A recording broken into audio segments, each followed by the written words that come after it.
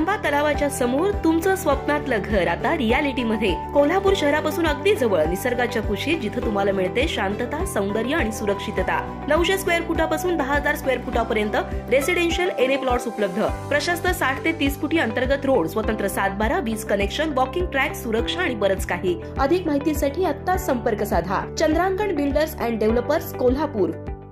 सोलापूर जिल्ह्यातील टाकळी सिकंदर इथल्या भीमा सहकारी साखर कारखान्याच्या 50व्या वार्षिक सर्वसाधारण सभेचं आज आयोजन करण्यात आलं होतं। मात्र जिल्ह्यात झालेल्या अतिवृष्टीचं कारण पुढं करत सत्ताधाऱ्यांनी ही सभा ऑनलाईन ठेवली।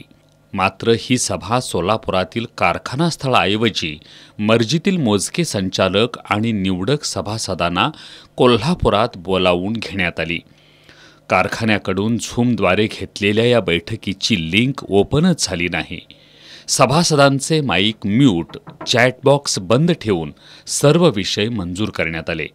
सभेत राज्यसभा खासदार महाडिक यांनी मागील वार्षिक गळीत हंगामातील थकीत पगार आठवडाभरात देण्याची ग्वाही दिली, तर चेअरमन विश्वराज महाडिक यांनी 200 कोटींचं कर्ज उभारून डिस्टिलरी आणि इथेनॉल प्रकल्प सुरू करण्याचा निर्णय घेतल्याचं या सभेत जाहीर केलं। कारखान्याचे 22,000हून अधिक सभासद आहेत।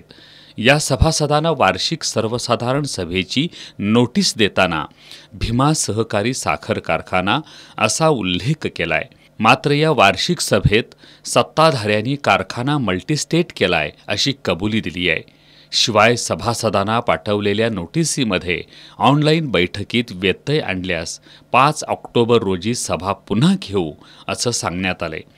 त्या पद्धतीनं सभा व्हावी अशी मागणी या झूम बैठकीला सहभागी होऊ न शकलेल्या समाधान शेळके, युवराज भोसले, हनुमंत चव्हाण, दिलीप डोंगरे, रमेश काळे, सुरेश डोंगरे, पोपट शेळके, संतोष भोसले, शहाजी मोरे, प्रकाश सोनटक्के, भारत पवार, रमेश काळे या सभासदांनी केली आहे। या सभेत सत्ताधाऱ्यांनी ऑनलाईन बैठकीदरम्यान सहभाग व संवादच बंद केल्यानं ही सभा म्हणजे एकतर्फी कारभाराचा नमुना ठरली आहे। या अगोदरचा अनुभव पाहता आश्वासनापलीकडं काहीही मिळालेलं नाही। त्यामुळे सभासद आणि कामगारांमध्ये प्रचंड असंतोषाचं वातावरण पसरलंय।